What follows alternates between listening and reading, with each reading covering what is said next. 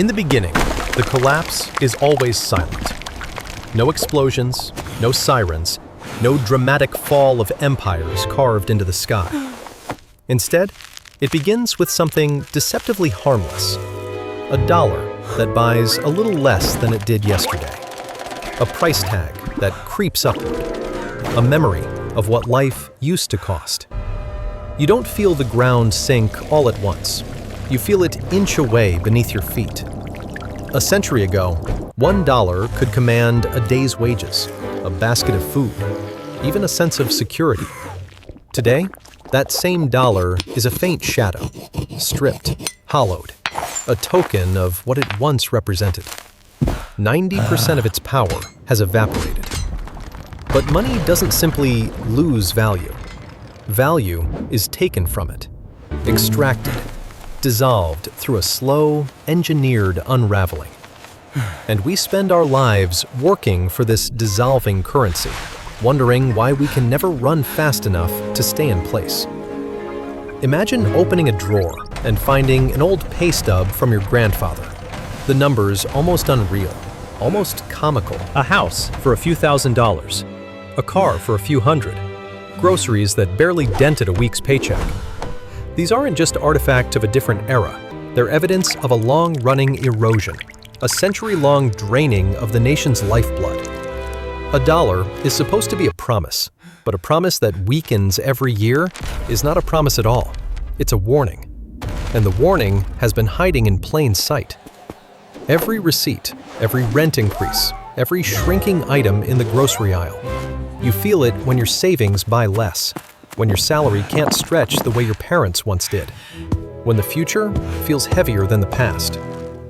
The truth is uncomfortable. Collapse doesn't always look like chaos. Sometimes, collapse looks like normal life, getting slightly harder forever. A slow suffocation disguised as progress. A quiet emergency that no one declares out loud. 100 years ago, the architects of the modern financial system understood something the public didn't. Control the money, and you control time itself. Because inflation isn't just numbers rising. Inflation is hours of your life, your labor, being diluted. Every percentage point is a slice of the future removed from your hands. It's the most elegant form of theft ever engineered. Invisible, deniable, mathematically precise. Most catastrophes come with a recognizable sound. This one doesn't. The fall of a currency is more like a whisper, repeated until it becomes truth. Prices go up. That's just how the economy works. Everything gets more expensive over time. But beneath those phrases is a darker translation. Your money is dying, and someone is benefiting from its death. Because value never disappears. It moves. And as the dollar weakened decade after decade, someone else grew stronger. The question is not how money lost 90% of its value. The question is, who siphoned that value away? You can sense the shape of the answer, even if you can't yet see its face. It is there in every boom and bust, every crisis that required extraordinary measures, every time printing presses, physical or digital, roared to life in the name of stability. Stability for whom? The collapse is already underway. It has been underway for generations. And like all great unravelings, it begins with denial. Collective, institutional, engineered. But the numbers don't lie. A 90% destruction of purchasing power is not an accident. It is the opening chapter of a larger pattern, one that repeats across empires and eras. You are living inside the slowest, quietest financial disaster in modern history. And the most dangerous part is that we've been trained not to notice it. Every empire believes its currency is eternal, until the moment it isn't. The story of money losing value is not a modern invention. It is a cycle older than any nation still alive today. Long before the dollar began its slow evaporation, other great powers walked the same path, repeating the same fatal choreography. And whether carved into stone tablets or printed onto paper, the pattern never changes. Debase the currency, buy a little more time, and sow the seeds of collapse. 2,000 years ago, Rome faced a problem it could not solve honestly. Endless wars, swelling borders, and debts that outgrew the treasury. Their solution was not innovation, it was dilution. The silver denarius, once nearly pure, was quietly mixed with cheaper metals. A coin that looked the same weighed less, contained less, and meant less. Citizens saw the familiar stamp of the emperor and believed it still held value, but the substance was gone. Over a few centuries, the silver content fell more than 90%. Prices surged. Trust withered. The empire followed. The Roman pattern would echo through time like a warning bell. Centuries later, the Great British Empire, master of seas, trade routes, and half the world's gold, began to erode under the weight of 2 world wars. Once, the pound sterling was the global anchor, redeemable in gold. But war is expensive, and promises made in gold cannot survive when blood and industry are burning simultaneously. So the pound was cut off from gold, revalued, devalued again and again. By the end of the 20th century, it had lost more than 99% of its original power. Not through a dramatic collapse, but through a long decline disguised as national necessity. Then there is the notorious case of Weimar Germany, often invoked as a cautionary tale, but misunderstood in its origins. A nation crushed by reparations and political turbulence began printing money to survive another day. That temporary solution became a death spiral. Workers were paid twice a day. Children made kites from useless banknotes. Savings vanished in the span of weeks. Hyperinflation was not an accident. It was the mathematical consequence of trying to pay today with money borrowed from tomorrow.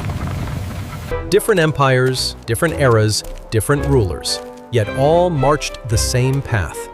Because there is a simple truth that binds them. When a nation's obligations grow faster than its honesty, its currency becomes the sacrifice. Debasement is not a choice made lightly. It is a choice made late, always too late. If we peel back the narratives told in textbooks, the pattern becomes almost mechanical. Expansion or crisis creates unbearable financial pressure. Leaders promise stability but lack the means to fund it. The currency is quietly weakened to buy time. Inflation rises, trust declines. The public pays for the sins of the state. Collapse arrives, not suddenly, but inevitably. History does not whisper its warnings, it shouts them. But every generation believes it is different, smarter, more advanced. Rome thought so. Britain thought so. Every fallen monetary system thought so. The haunting part is not that their currencies failed. The haunting part is that the failures looked exactly like what we call normal today. Rising prices, government reassurances, temporary measures that become permanent. The decay always follows the same rhythm: slow, subtle, systematic. The pattern is ancient. The outcome has never changed. And now, for the first time, the world's dominant currency is showing the same early fractures, the same quiet dilutions, the same hunger for time that can only be purchased by sacrificing value. The question is no longer whether this cycle repeats. It is whether we recognize that we are standing inside it. History does not repeat perfectly, but it rhymes with unsettling precision. And when you lay today's monetary reality beside the crumbling currencies of past empires, the resemblance is no longer coincidence. It is a mirror. What Rome did with silver, what Britain did with gold, what Weimar did with paper, the modern world now does with digits flickering across a central bank's balance sheet. The tools have evolved. The outcome has not. A century ago, the dollar was anchored to something immovable: gold.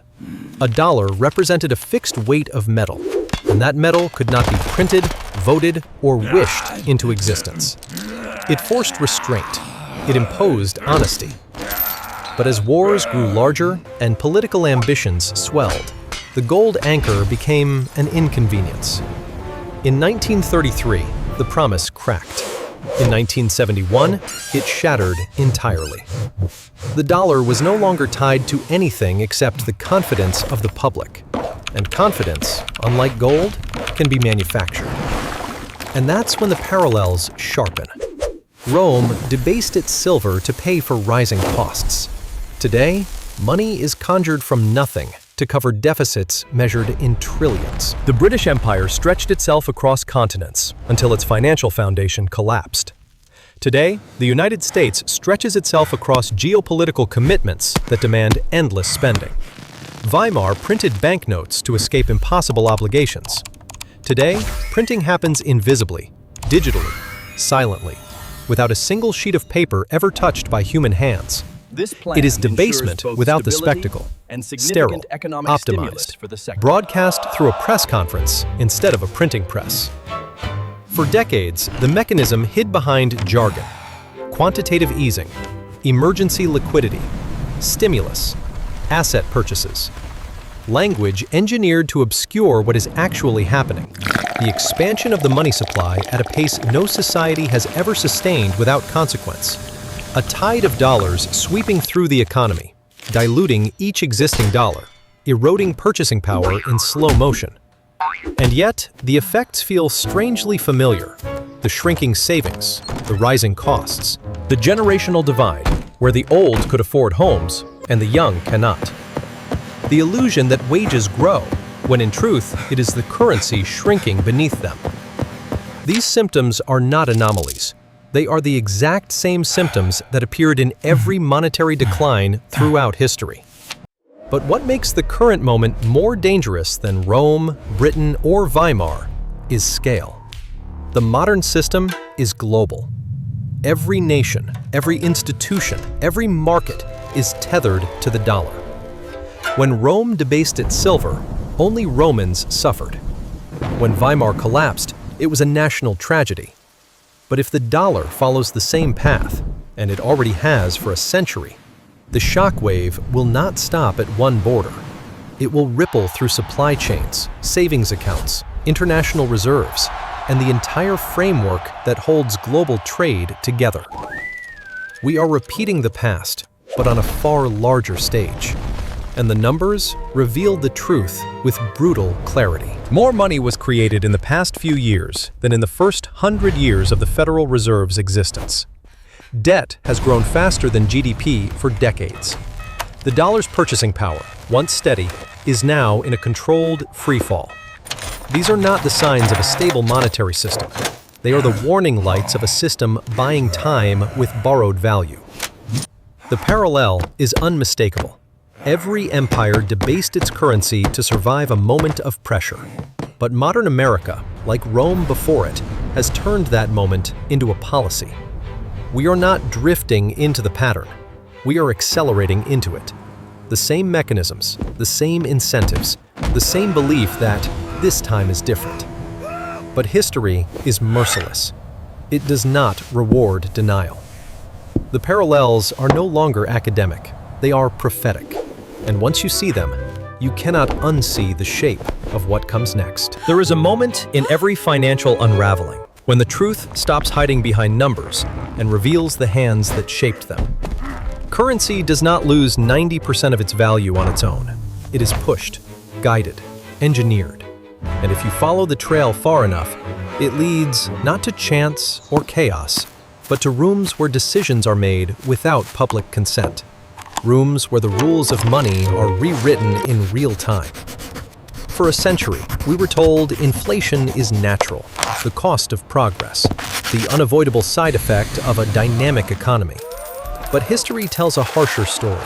Inflation is a policy, a design, a tool that quietly moves wealth from the many to the few. And once you understand how the mechanism works, the beneficiaries become impossible to ignore. It begins with central banks, the unelected architects of modern money. Their official mandate is stability.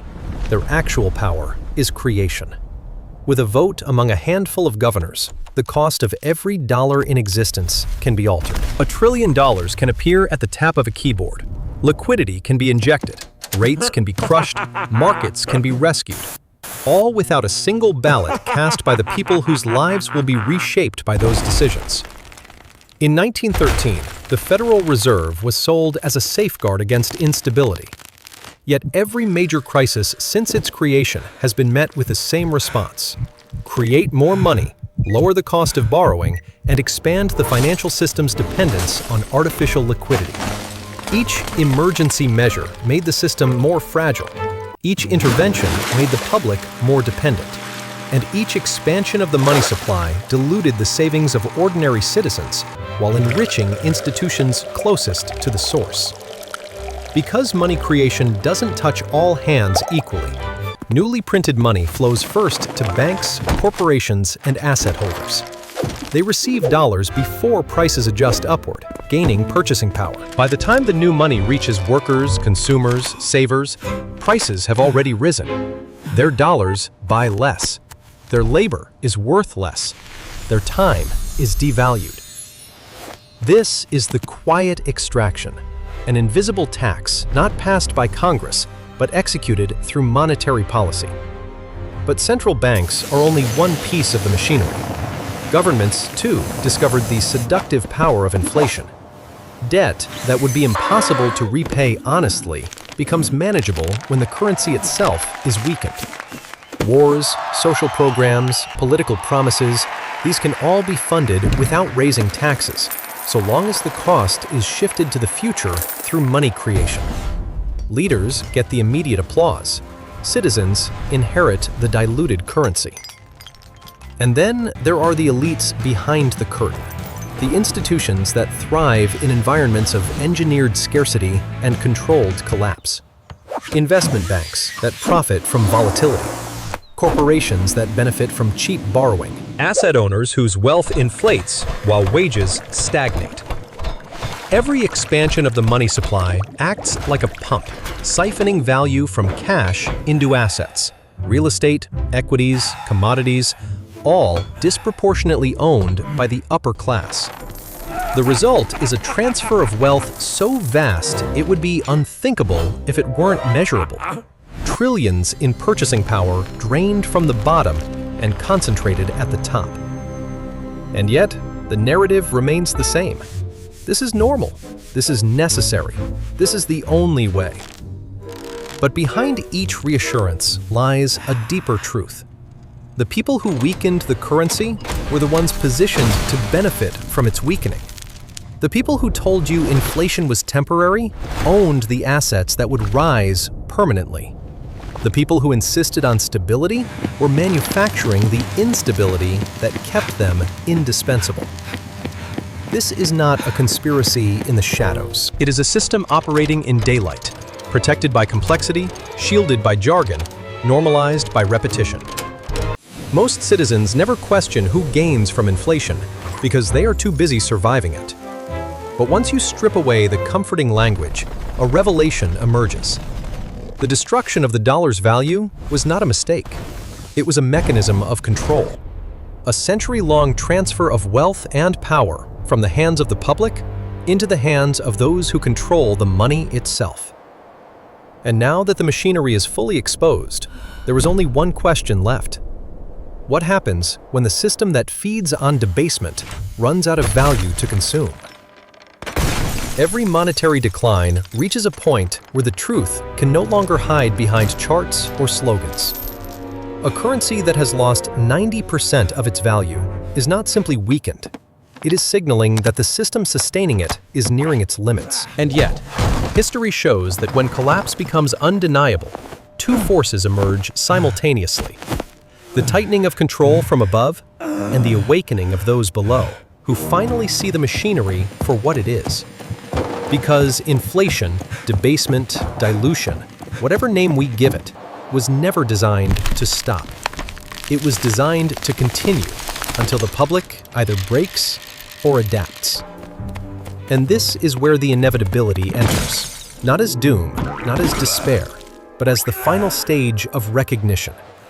A rigged game can only function as long as the players never realize the rules are rigged. For decades, the system relied on invisibility. You worked harder, but saved less. You earned more dollars, but bought less with each one. You paid for the past through a currency engineered to shrink in your hands. And the cycle kept turning, because most people believed it was natural, inevitable, just how economies work. But inevitability also cuts the other way. Every empire that debased its currency eventually encountered the same wall, a moment when the public recognized the illusion. In Rome, it was when citizens stopped accepting coins at face value. In Britain, it was when the pound's supremacy fractured. In Weimar, it was when people rushed to spend money before it lost value by nightfall. Collapse arrives not when the currency dies, but when trust does. Today, trust is thinning. Quietly, steadily, unmistakably. People feel the cost of their labor slipping. They see savings erode faster than they can rebuild them. They watch assets inflate out of reach. And beneath all this, a deeper realization is spreading. If a currency can be created without limit, then your time, measured in that currency, can be devalued without limit. That is the trap. But traps are not prisons. They are puzzles. And puzzles can be solved. Throughout history, when money decayed, people sought refuge in things the printing press could not touch. Land, skills, gold, commodities, productive assets, stored energy. Anything tethered to reality instead of policy. These were not just investments, they were escape routes, paths out of a system built on erosion. The narrow door out has always been the same. Move from what can be diluted into what cannot. But this era introduces a deeper, more personal inevitability. The system will continue debasing the currency because it must. Politicians will continue spending because they have no alternative. Central banks will continue manipulating money because every correction threatens collapse. None of these institutions can reverse course without triggering the very crisis they fear. So the burden of clarity shifts to the individual. The inevitability is not that the dollar will keep losing value, though it will. The inevitability is that people will eventually understand why. They will see that inflation was not misfortune, but design. Not an accident, but extraction. Not a flaw, but a feature. And once that understanding spreads, the system loses its greatest weapon, belief. When enough people recognize the pattern, they begin to reposition themselves. Quietly, strategically, deliberately. They acquire assets that hold value across regimes. They step outside the cycle of erosion. They stop waiting for rescue from institutions that caused the fire and instead build their own exits. And that is where hope lies, not in reform from above, but in awakening from below. A century of monetary decay has brought us to a precipice. But every precipice offers two directions: fall or climb. The era of blind trust is ending. The era of deliberate choice is beginning. Because once you understand how value was taken, you learn something far more powerful. Value can be reclaimed. And that realization is the first crack in the system that once seemed unbreakable.